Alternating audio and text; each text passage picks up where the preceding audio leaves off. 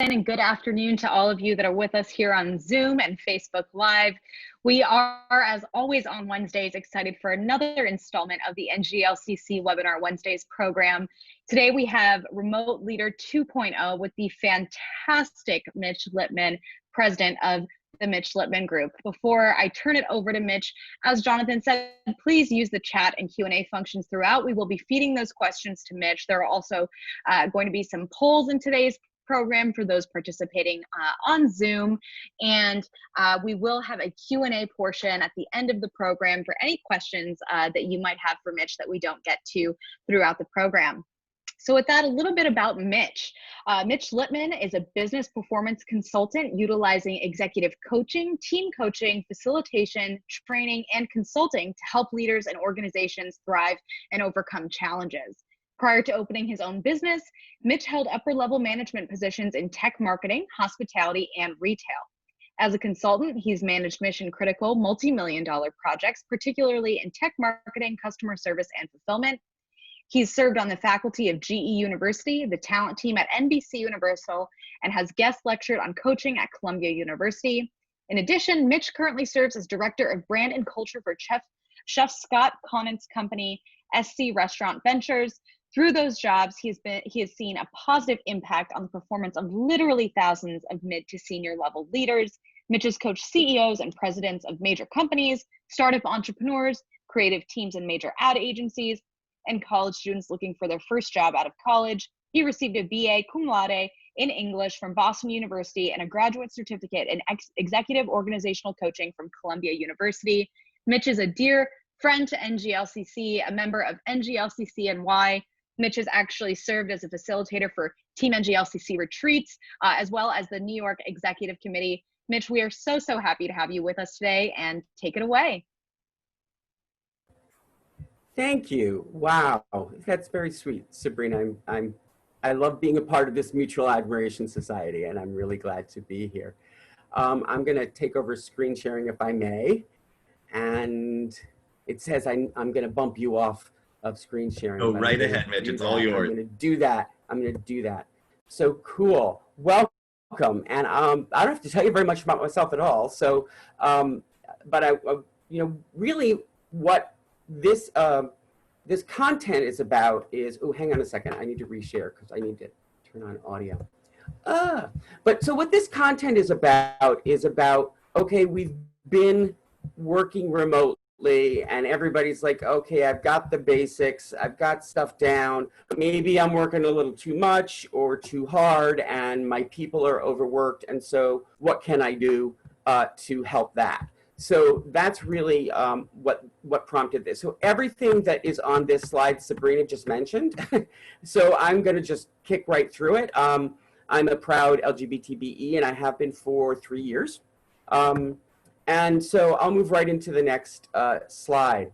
So in terms of agenda, I want to start with checking in with you, and then we'll do an update on working remotely and what's happened since March, which feels like so very long ago for me. I hope, I bet it does for you. I don't hope, I bet it does. And then, how can we step that up to 2.0 and be a better remote leader?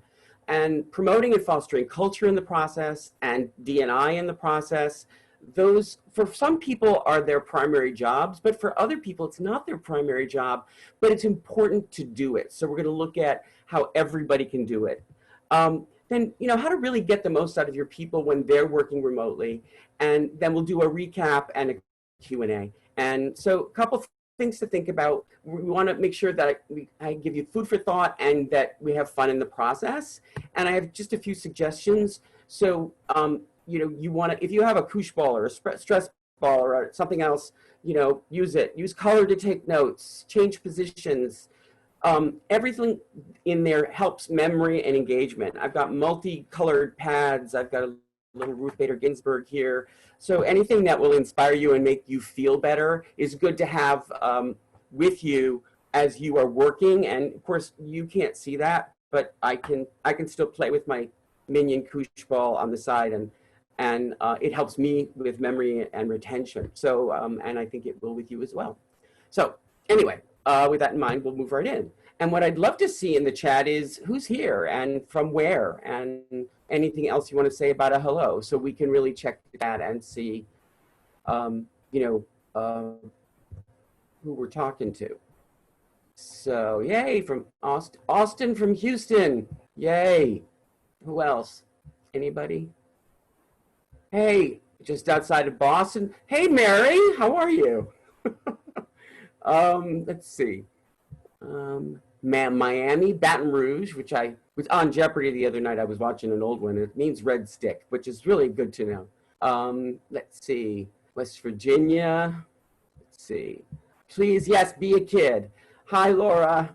Yes, Tim from Miami, the Yes Institute, or Karen from California. Oh, Ben from Brooklyn. Hi, Ben. Okay, so Lisa Howe from North Texas LGBT Chamber of Commerce, DFW. Yay. So I'm really glad to see so many people from so many places, and I'm sure you know that there are people also watching us via Facebook Live. I know there's one person who's phoned in, so if that person wants to like, I don't know, wants to tell us where you're from, we can definitely unmute you and you can say hi. So cool. I'm really glad to see all of the at least diversity of area. So Detroit, you know, North Texas, etc. And let's see. Can you all raise your hands? Is that something you have the option to raise your hands, right? So lower your hands, but raise your hands if you are in supplier diversity or D&I. So 3, 5, cool. 6 out of the 26 or 27 people. So lower your hand give me a thumbs up if you are in, if you are a manager or leader not in one of those specific fields. You can raise your hand, you can thumbs up, you can, whatever you do here, 4, 5, 4, 5. I feel like an auctioneer. Do I hear 6? Do I hear 7? Cool. So the idea here is there's going to be content for everybody. Okay, I see. Yep, got it. Cool. So I'm hoping there's content for everybody, but the idea here is we're gonna be looking at some stuff that's right in the wheelhouse of the supplier diversity and D&I people, and some stuff that's not. But everything I think should apply to all managers. So moving forward from there. So I want to start with an update on working remotely. I love this picture because it sort of says everything. It's like, okay, what do you look at first? Well, clearly you look at the baby first, but you've got the phone and the computer, and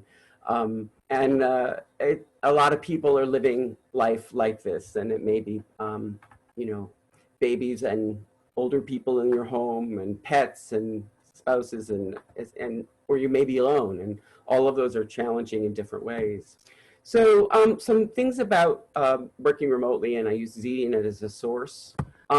So most large companies, the employees are working from home, and that makes sense now. But some interesting things like Facebook, Google, Zillow have already said their people can work home through the end of the year. There are some companies that have said or hinted at the fact that that if you're working from home and able to work from home, don't have a mandated position in the office or in a facility, you can work from home forever. We'll see how that goes. Amazon and Microsoft are currently saying that they're going to go back in October. With Amazon, you'll see there's a little footnote there. Obviously, the warehouse workers and people who need to be on site are accepted from working from home. They have to be accepted. But I wanted to do a little poll. Sabrina, if you could put up this first poll. So according to ZDNet, what % of employers do you think plan on working from home until science proves it safe, despite what the government says? So the government may say it's safe to go back to work September 3rd, but companies are saying no, we're going to wait until science proves it safe. Okay, so we have 44, 40, 45, 56, 60% voting. We'll give you 10 more seconds. Cool. We'll bump that 32 seconds down to 5. Here we go. Yay. Okay, so 62% came out, and guess what? It's 62%. So, I mean, it's really a large percentage of employers who plan on just doing what's safe and right, which is good. But it does mean that obviously there's a difference in when people are going to do things, and I think that that's important. Did we share those results? Yes, so you can see those now. So 62% is right. And so let's close that poll and we'll move on. Cool. Sabrina, do I close the poll or do you? Oh, I just closed it. So it's closed. Yeah, it is just pop up a window on your side, but I've been managing it on mine. Thank you. Cool, cool. So, where on-site is a requisite, companies are staggering shifts. And then it's really important to notice that there is a difference. Small businesses are open in much of the country. Sometimes they are doing the staggering, they're doing masks, some of them are completely ignoring that. I have a few small business clients outside of New York City that are fully open. So there is a difference in what companies are doing, and I think that's important for us to understand as we sort of deal with the rest of the country. And so the impact on people is different. It's very different. So even different kinds of workers in the same organizations are subject to different rules. And you think about somebody like a grocery store checkout person who, when you think about it, never signed up to be sort of the front line of COVID, but those became essential employees, and the shelf stockers and all of that. And they're really subject to different rules. And that's something that leaders need to be aware of, that there is a lot more scrutiny on organizations. When COVID first happened, nobody was legally liable because if somebody got sick. But as we go back to work, insurance companies, I've already been talking with some people about this, insurance companies are wary about whether there's negligence on the part of leadership if they open up too soon, which probably is what's leading to that 62%, which is a pretty high number of companies. So there are situations where, if you know that COVID could happen and you bring people back to work too early, you might be liable. And I'm not a lawyer, so I don't want to get into that. But definitely, there are companies that are trying to manage that in terms of who absolutely needs to be in the office versus who doesn't. And then even in the same industry, different organizations are doing different things. And obviously the government opening is different from company policies. And I think we're going to see that with schools as well. So one more poll, how many more hours per day do you think the average worker is working from home? And this is based on a Bloomberg survey in April, which I couldn't find anything newer, by the way, which probably means people at Bloomberg aren't working. But anyway, so Sabrina, if we could launch that poll and find out what people think. Do we have poll number 2? Yes, here we go. Here we go. Okay, so there's a bunch of choices from 1/2 to 4. Okay, we have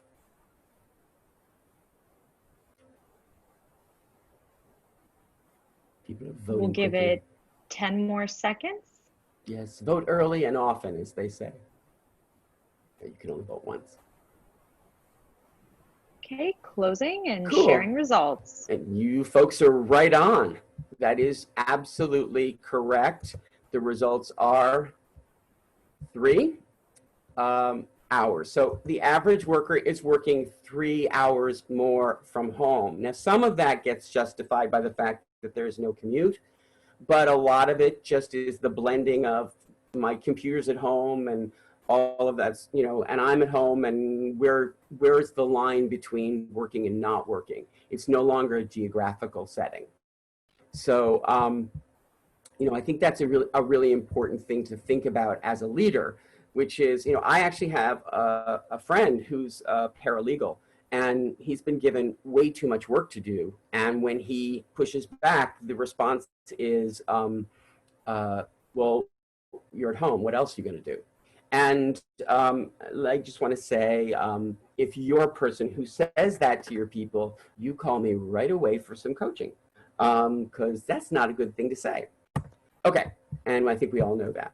So this increased activity may or may not equal increased productivity. And we want to talk about that and see what's going on, because you should be watching out for burnout, both for yourself and for the people. And we're going to talk about that in a little bit. And as I mentioned before, most of you are probably at this level of equilibrium, of like we're managing to get it done, but are we moving forward? And I think we always need to think about moving forward in, in our leadership, in our company, in our objectives, in our goals, etc., to the best of our ability. And so where do we go from here? Okay, so let's talk about being a better remote leader. I have a hand raised. Question? Gabriella, do you want to type it? Shall we? How do we want to do this? We can unmute her, whatever you want to do, Sabrina. Gabrielle, why don't you use the Q&A or the chat function to ask your question, or message me directly, Sabrina, on the chat function. Perfect. And then until I find out what that question is, I will keep going. So the Remote Leader 2.0, which is what we're going to talk about for the rest of the time, moves from feeling updates to work updates. And obviously in March and April, every meeting was, how are you doing? And, 1 hour meeting would be taken up with, 30 minutes of, oh, how is everyone feeling? And, by Zoom and all of that sort of stuff. And obviously we have to move away from that into developing teams and developing individuals and helping them to grow, rather than just to process what's going on. And if you were talking to me in March or April, we were talking about trauma and how people were dealing with the trauma of COVID at work, home life, and the fact that the brain doesn't work the same way in a trauma state, etc. So, I think that's something to think about. Okay, so what else does our remote leader do? Keeps meetings on agenda and on time. We're all in many, mostly Zoom or video meetings, so keeping them on agenda and on time is very important. Refresh or update people on a larger business purpose. And this is our next poll. So according to Gallup, what percentage of people who are in the workplace do you think don't know what their organization stands for or their organization's purpose? And that's poll 3. And I'm really curious about where you think this one lives. So I'll give you another 10 seconds here and we'll share results. Cool. So we have guesses all over the map.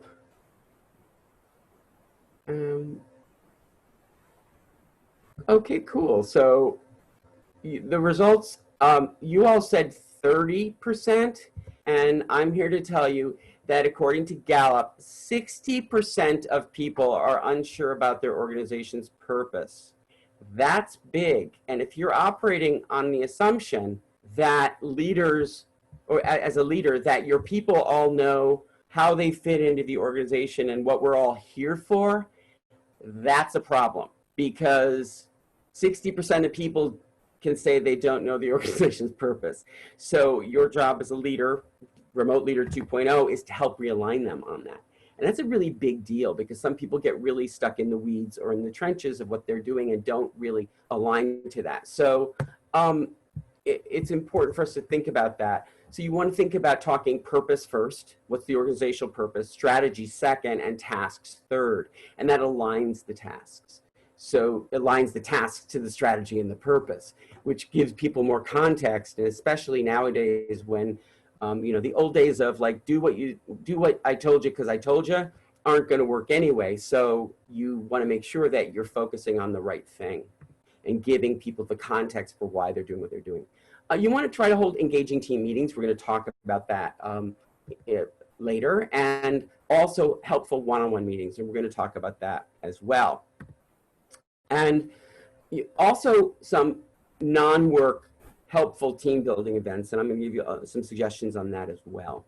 And so when all of that comes together, then we have Remote Leader 2.0, who is really focused on purpose and doing all of these things, of moving forward with the organization and keeping in mind how to, being engaging. Now, when I showed this deck to my husband, he was like, this sounds like a lot more time. And my answer is no, it's actually not. It should be less time for you as a leader. It should just be more focused time on your part. If you do this well, you're going to take less time to do this because you all have your own tasks to do. There are very few people who are managers or leaders who don't also have individual contributor responsibilities. So the first thing I want to talk to you about is how to hold a team meeting, whether it's in Zoom or not. It's a very simple agenda, and basically we start with status updates, and you basically go around the Zoom or around the table, and everybody gets updates on key projects. Here's what's going with this, here's going on with that, and that way everyone is updated and knows what's going on, and you as the leader know what's going on. Then we have the sharing of key information from the leader. So the leader's saying effectively, here's what's new, here's what different or what's changed that you need to know. And that makes sure that you have a forum for, oh, did I forget to tell you about that? No, that goes into your agenda. And then we have key learning, which may come up, what did we learn from this? And that's an optional item based on what's going on, especially if something really good happened or something really bad happened. Really, as the leader, focusing on what was learned can be really important and helpful for the team. Then you're going to coach the team, and the team, this is really how is the team doing work-wise.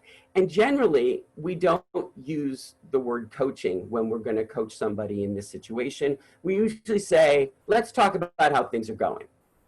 And it's coaching and is a bad word in the sense of it's loaded, and it can tend to bring people's defenses up, and we want to keep their defenses down so that they can absorb the information. The other piece of the other word that I would recommend not using is feedback. It's just a loaded word.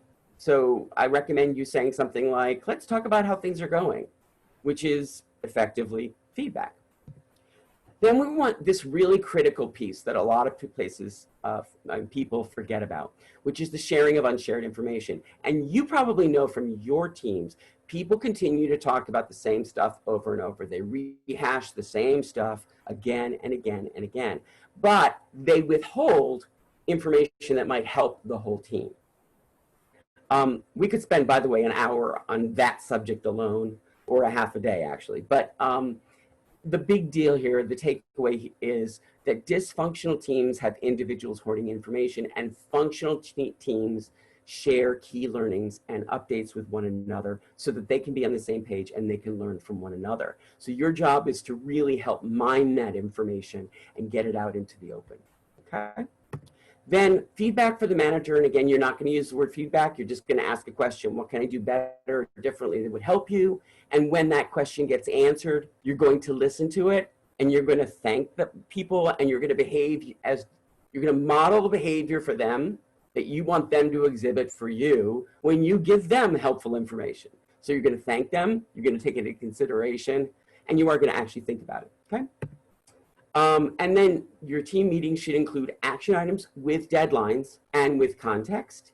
And you should have somebody taking notes. And how you do that is up to you. Some people like to have somebody in the room dedicated just to taking notes. Some people like to share that. But you want to have an artifact from every single team meeting so that people can refer to it.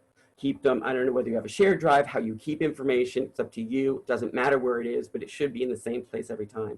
So you can refer to it. Because guess what? Your action items from this meeting are going to become your status updates for the next meeting. Where are we on that? Did we hit that deadline? All of those kinds of things. So this becomes cyclical in a good way, okay? All right, so we're going to move on from the team meeting to a suggested agenda for a one-on-one meeting. And I found this to be really helpful, and many of my clients have too. So we'd start off the same way, one-on-one status updates, what's going on with this project, that project, etc. What are you having trouble with, what's successful, etc. Then again, sharing of key leader information from the leader one-on-one. And then we have coaching again. And if this you would do with 1 or 2 topics. Now, look, this can also be, especially in the time of COVID, you could replace that with checking in on how the employee is doing. So you basically have 1 of 2 questions you're going to do. You're going to start with, which is, how do you think such and such went? So you're going to elicit feedback first. Or if it's on the second topic, the check-in on the well-being, how's it going?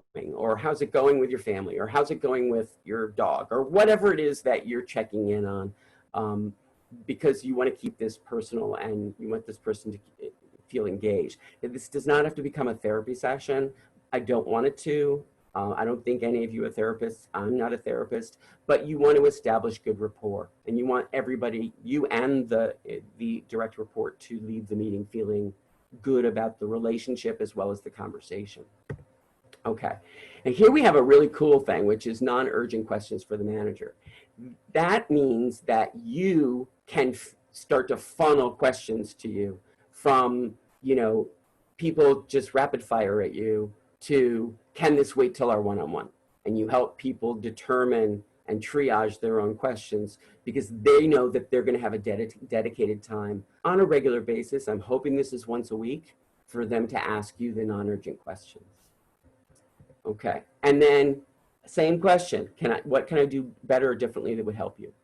And see, that's a nice open-ended question. It doesn't even say, can I do something differently or better, because that's a closed-ended question. But this one actually invites somebody to tell you something, a story, an actual thing that would help.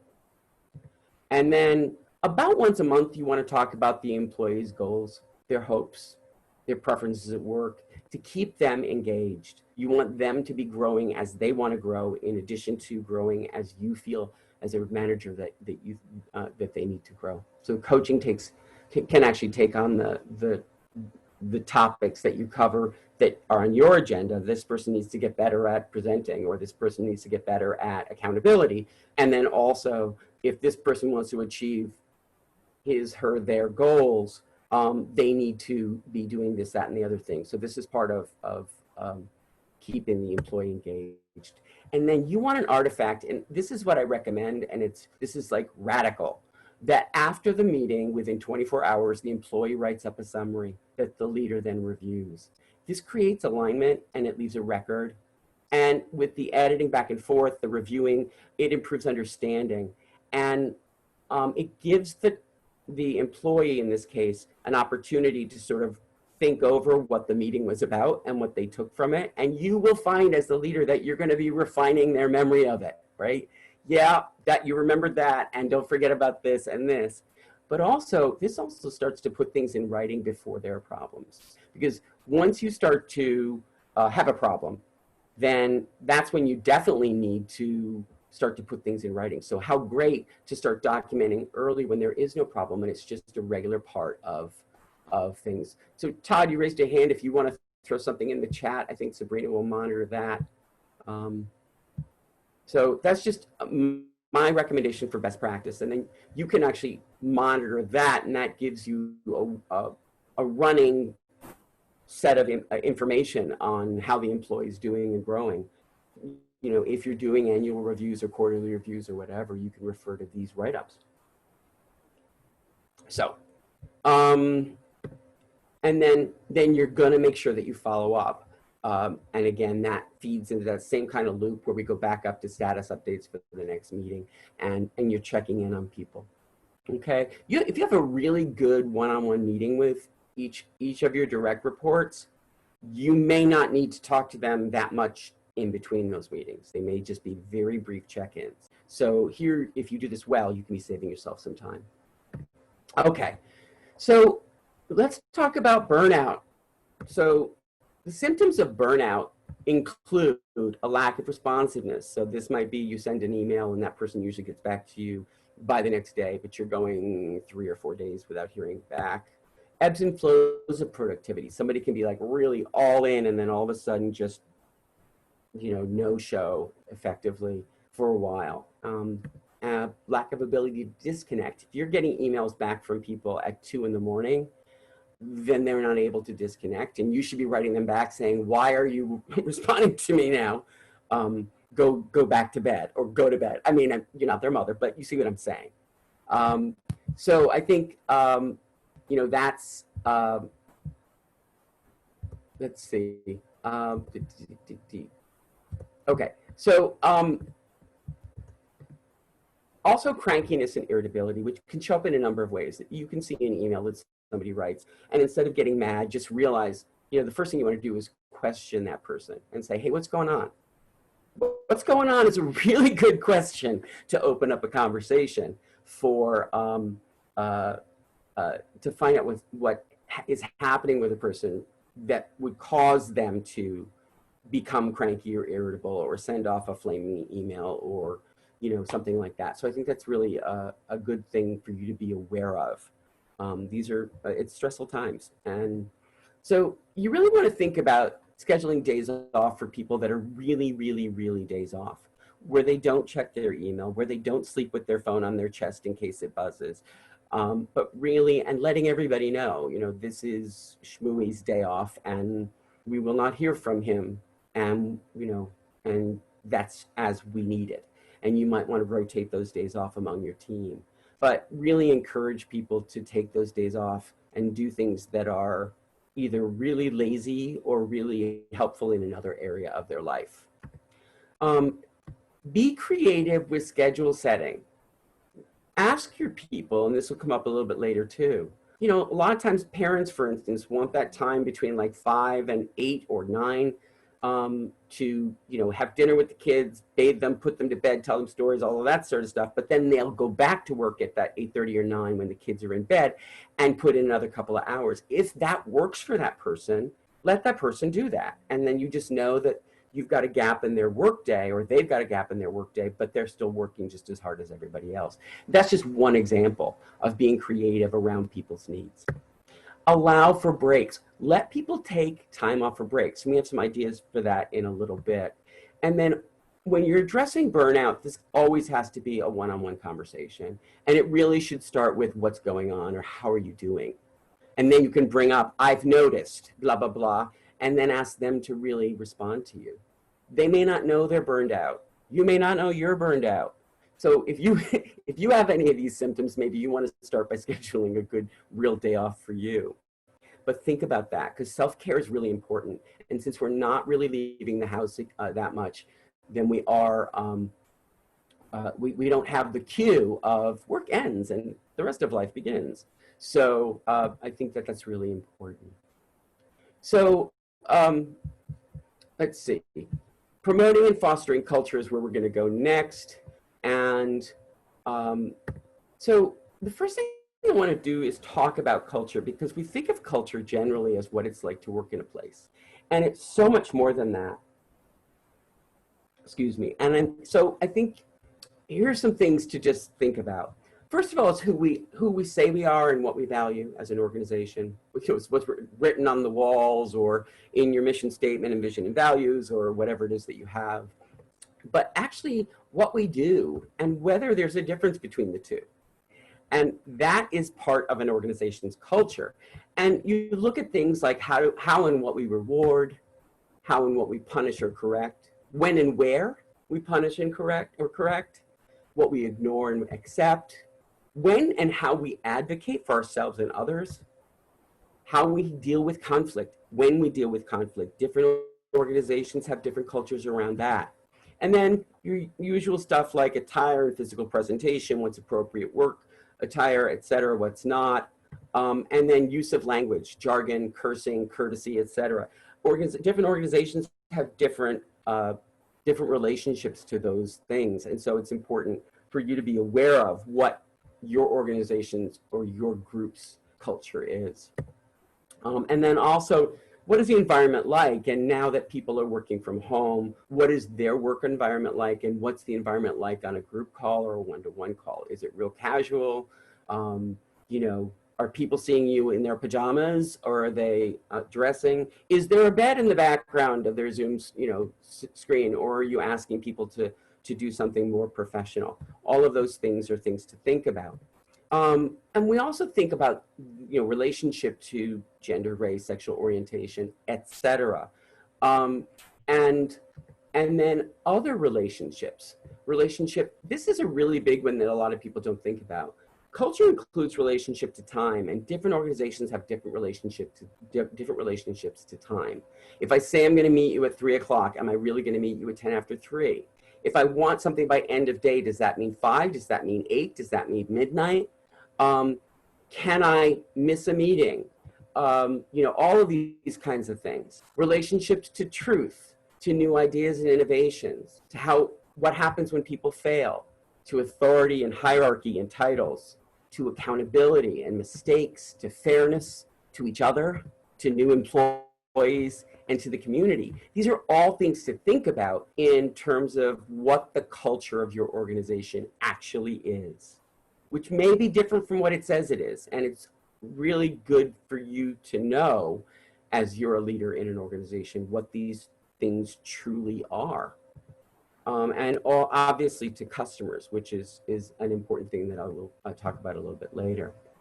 Elements of culture include also, how are decisions made? Is it totally democratic? Do people is it very hierarchical? Is it very scientific? Do people go based on their gut? All of these kinds of things. Also, who and what we revere and why. These are really important things. Response to things that are said and done, like microaggressions and favoritism. What happens when those things happen? Stories and myths are in the organization, and institutional knowledge. Who has it? Who doesn't? What does that do to somebody who has institutional knowledge? Are they revered or are they shunned? Very interesting. Rumors, and lots more things that I think you can come up with yourself about your organization. Because we often think, as I said, about sort of culture being, what's it like to work there? Oh, they have, gumball machines, and we get gummy bears, and there's cereal in the morning, or whatever it is, when we're in the office. But it's much more than that. And what we often miss is the relationship to revenue and the relationship to the customer. And so I want you to think, as a leader, leader 2.0, about focusing on following the money. And really, every leader should help their people know how the organization thrives financially, because thriving financially is a really critical thing. And so every employee should understand who the customer is and where the money comes from, and leaders should foster respect for the customer.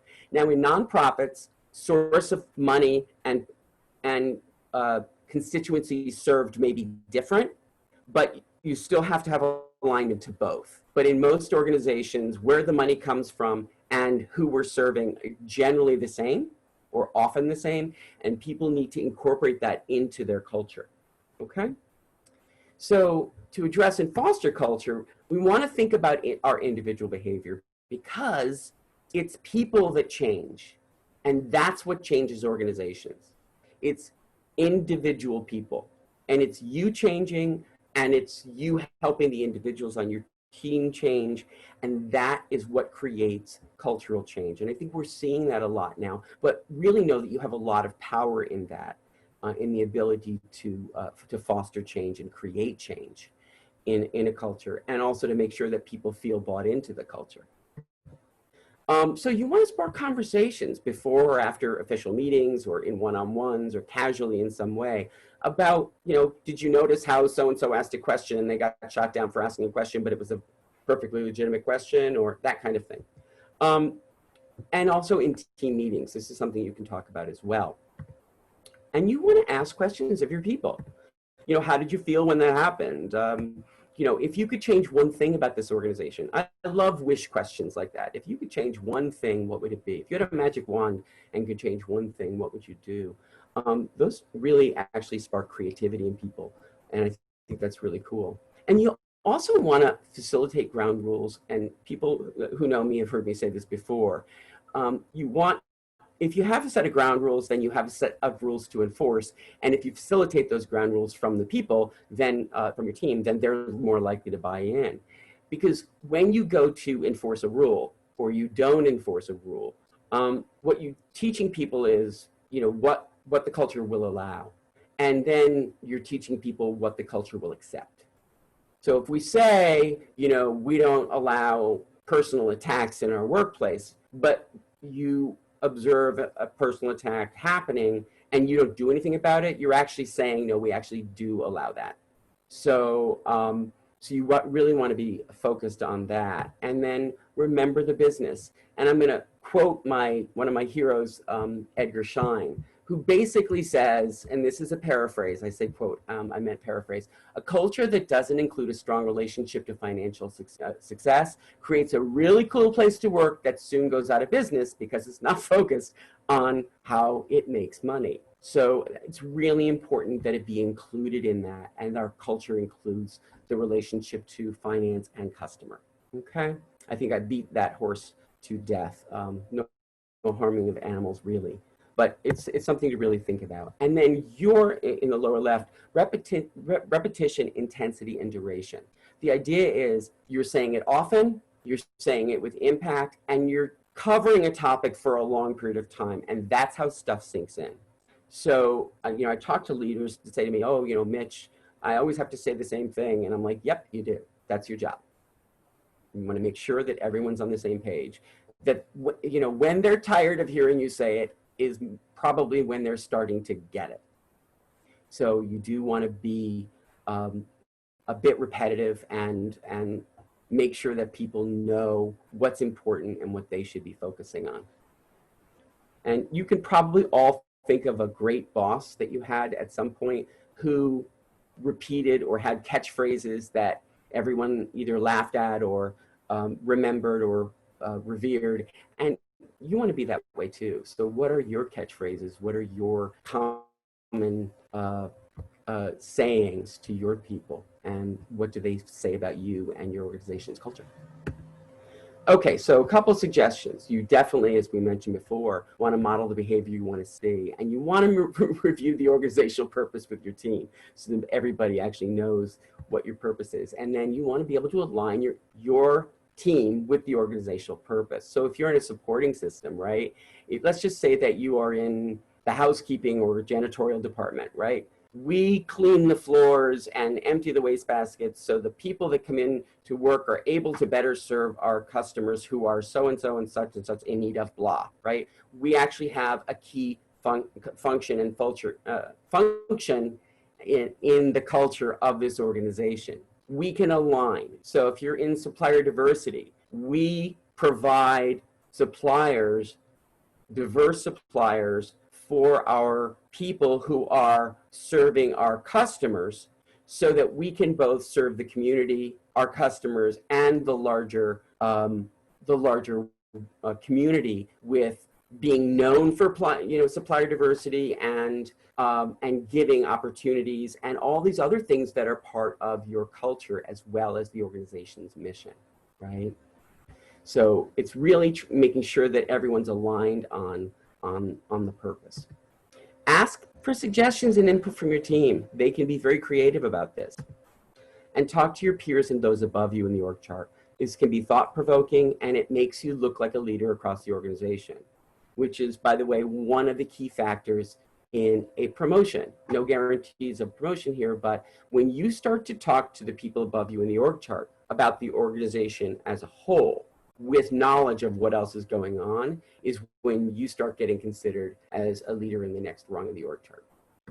Okay, so for a team or group, I actually suggest that you do occasional social events by video. And I know when this all started with COVID, people were doing like, oh, let's meet every week to do blah, blah, blah, blah, blah. And everyone kind of burned out on that. So you really want to think about occasional as being special and regular as being an obligation. And, you know, so it's sort of intermittent rewards. The difference between your relationship between you and a slot machine is different from you and a gumball dispenser, right? The slot machine is exciting. You don't know if it's going to pay off. But the gumball dispenser, you're like, yeah, I put my quarter in, I get my gumball. But so it's the same kind of relationship. You want to do occasional meetings, and that makes them special. And then you probably want to focus on having them activity-based, and I do have ideas for activities on the next slide. and definitely places for you to be creative about your own.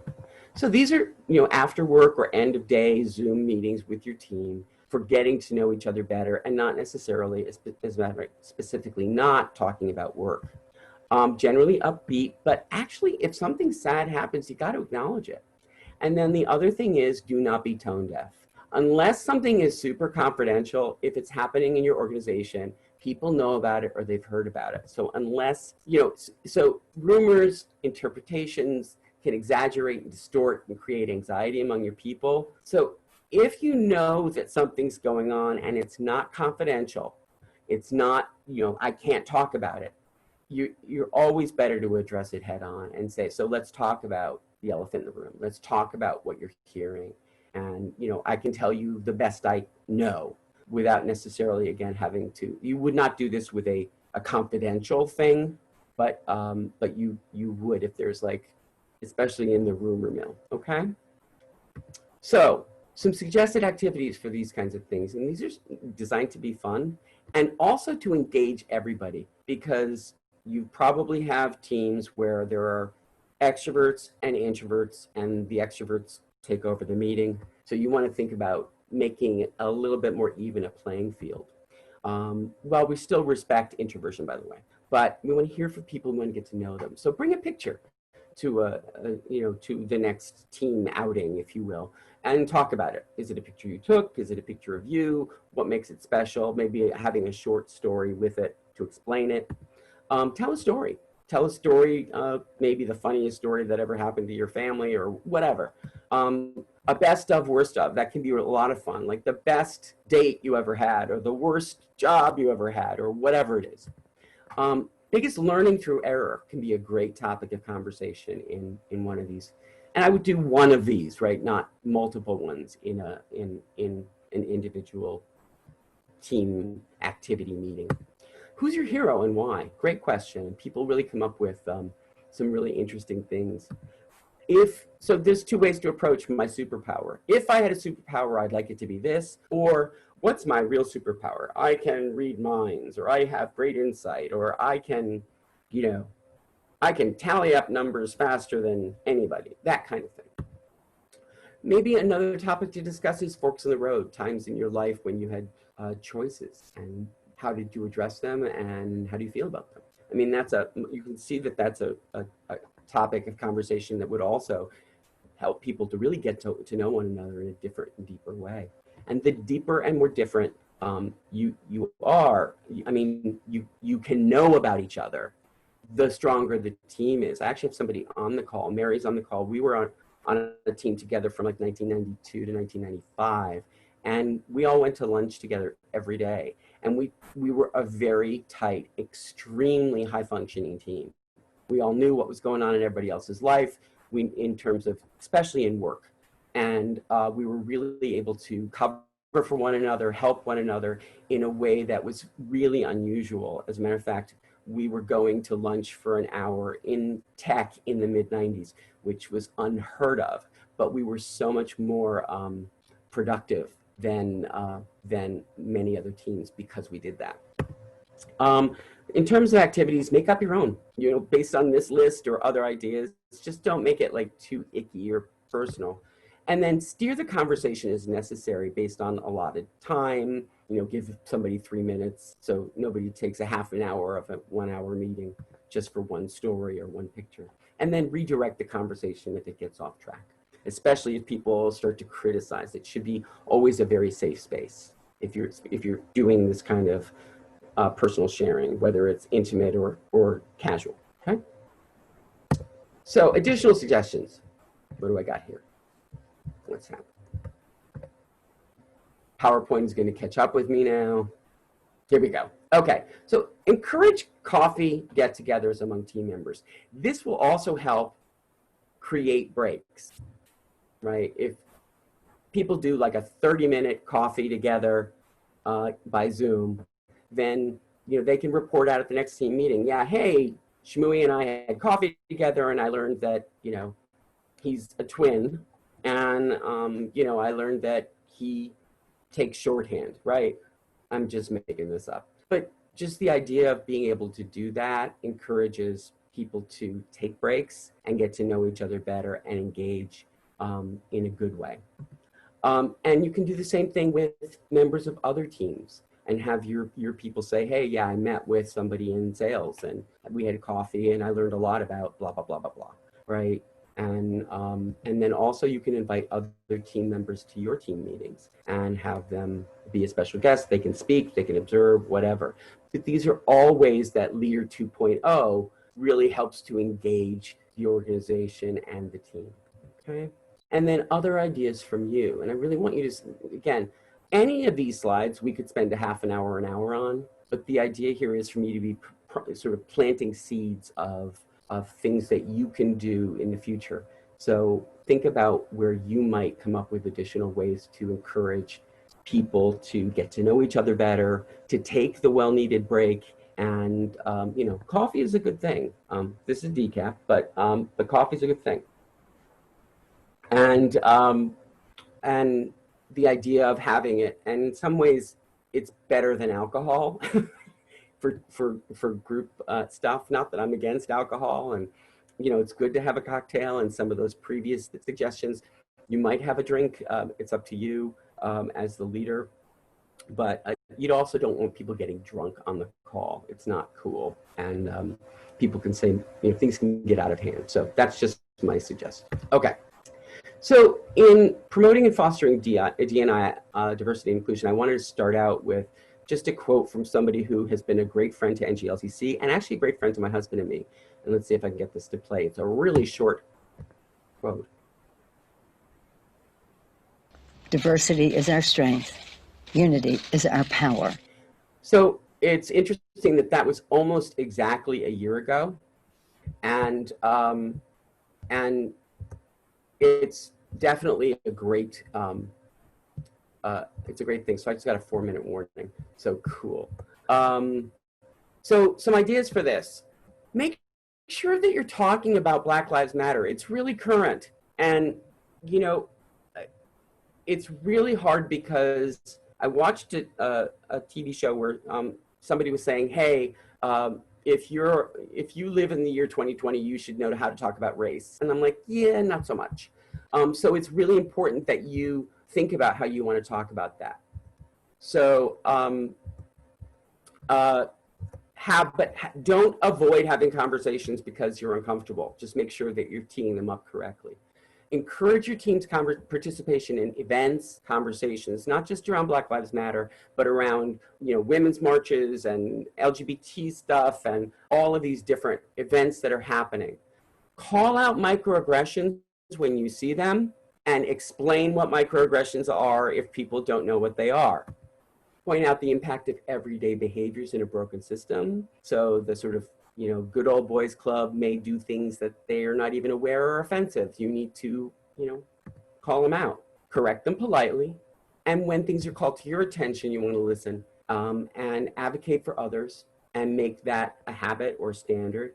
And then don't wait for the offended or oppressed to come to you. This is, I don't know if you all saw this, I got this from NPR yesterday. So the CDC, there was a letter that over 1,000 people signed on to that said there was systemic racism at the CDC. And the CDC's public relations response was, we're setting up a method for people to escalate issues. And my response is, no, they already did. The letter is the escalation. Don't make these people come to you one-on-one and tell you what you're doing wrong. You've been informed. It's your responsibility to find out what the heck is going on and correct it, okay? What else do we got here? So there's special months. Most of you know about these, but you can use them as methods for talking about diversity and how you're talking about things. Make sure, as I said, that you're talking about things even if they're uncomfortable. And get out of the me zone, right? I don't understand why, or this doesn't affect me, and get into the empathy zone. How would it feel for blah, blah, blah to be happening to me? And you want to encourage your team to do that too. And not just think about the me thing, but the empathy thing, okay?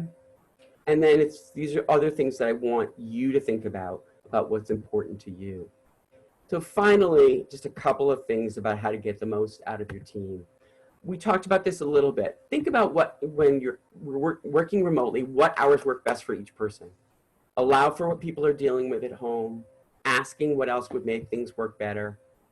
Are people managing their health? Are they getting enough sleep? Are they taking good care of themselves? And then find out what people are truly passionate about. Here's the thing from Gallup.